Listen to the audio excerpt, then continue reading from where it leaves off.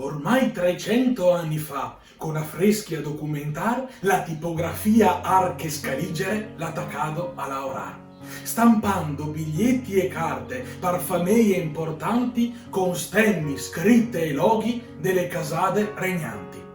Avveniristici e attenti alle nuove tecnologie, issa sempre attrezzati per tutte le partie. E così un dì in bottega, appena arrivato in città, è capitato il gran Totò, il principe della comicità, che dovendo divertir tutta quanta la cittadinanza, il s'avea incorto che i manifesti non era mia abbastanza.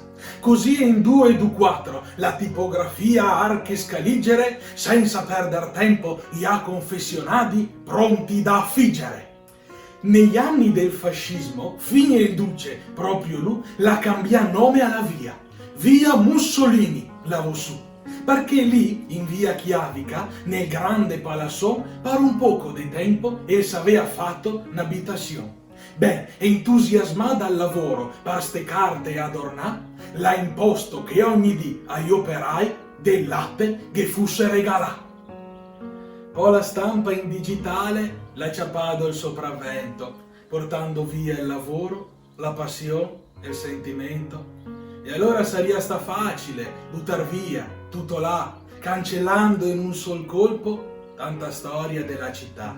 Invece Nicolò, con coraggio senza pari, investendo tempo e schei per l'amor dei socari, l'ha deciso di metter su un museo, con pochi aiuti e difficoltà.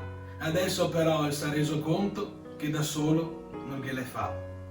Ricordando i tempi della pena e dei biglietti in bustà, aiutiamo a sopravvivere sto bel tocco di città.